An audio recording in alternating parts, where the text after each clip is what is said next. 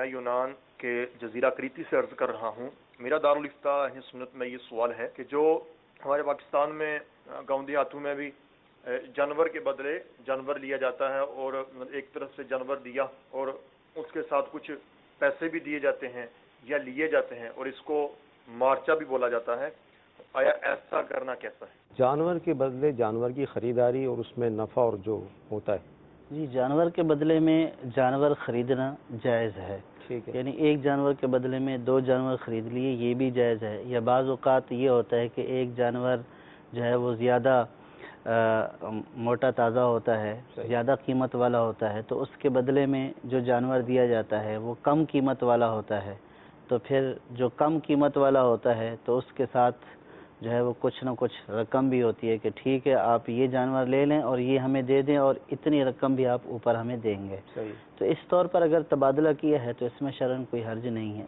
جائز ہے۔ جائز، ٹھیک ہے۔